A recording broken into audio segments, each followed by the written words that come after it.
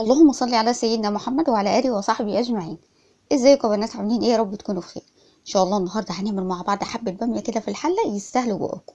طبعا الجو حر، مش محتاجين خالص ان احنا نعمل الباميه في الطاجن او نعملها في الصينيه ونحطها في الفرن. طبعا عايزين اكلات خفيفه. اللهم صل على سيدنا محمد. الباميه في الحله طبعا بتبقى اخف شويه من الطاجن والصينيه. هنعملها النهارده بطريقه خفيفه خالص، وكمان طعمها تحفه جدا. قبل ما نبدأ الفيديو ونشوف الطريقة هي، يشرفني اشتراككم في القناة لو كنتوا بتشوفوني أول مرة. بسم الله ونصلي على الحبيب المصطفى عليه أفضل الصلاة والسلام. ونبدأ بقى الفيديو بتاعنا ونشوف هنعمل البامية القمر دي ازاي. يلا بينا. بسم الله ونبدأ. في حلة على النار عندي بصلاية مفرومة ناعم أو متقطعة أو مبشورة، مش هتفرق كتير.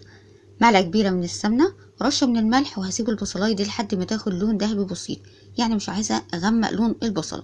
البصلاية خلاص دبلت، هبتدي انزل عليها باللحمه. اللحمه دي انا سلقاها 3/4 سلقه، يعني مش سلقه كامله. تمام. هتكمل السوا بتاعها مع الباميه. بعد كده نزلت بالباميه. الباميه دي انا مفرزاها، يعني انا مش شارياها متفرزه، لا انا مفرزاها في البيت.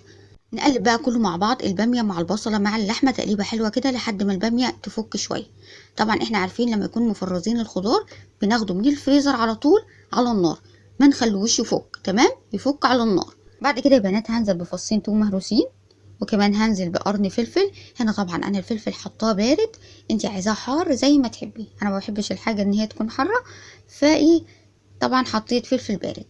هحط كده ربع معلقه صغيره من الفلفل الاسود، ربع معلقه من الكزبره الناشفه، وكمان هحط رشه كده بسيطه من البابريكا. وبعد كده يا بنات هنزل بالملح. طبعا انا ما بحبش اعمل الباميه انزل بعصير الطماطم الاول، لا، بحب اشوح بقى الباميه مع اللحمه مع التوابل مع البصله بقى، بتدي الباميه طعم تحفه جدا.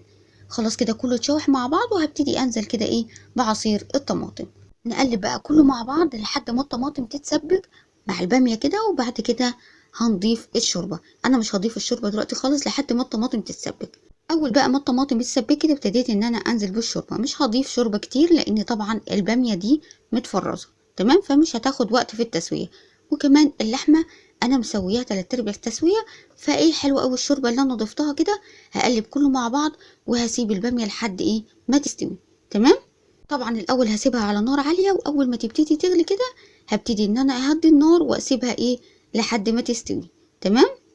ايه رايكم يا بنات بقى في الباميه القمر دي؟ شايفين شكلها ازاي؟ ما شاء الله اللهم بارك. شكلها تحفه، وكمان طعمها كان تحفه جدا. انتوا طبعا عايزين تحطوها في الفرن، هتجيبوا بقى تحطوها في طاجن، تحطوها في صينيه زي ما تحبوا. بس هي كده خفيفه، انا بحس يعني الطواجن بتميل للشتاء اكتر. تمام. الحاجه بتفضل فيها سخنه كده، الصيف بقى مش مستحمل الجو نار. بتمنى بقى طريقه الباميه تكون عجبتكم. لو عجبتكم بقى ما تنسوش اللايك والاشتراك في القناه. استودعكم الله، والسلام عليكم ورحمه الله وبركاته.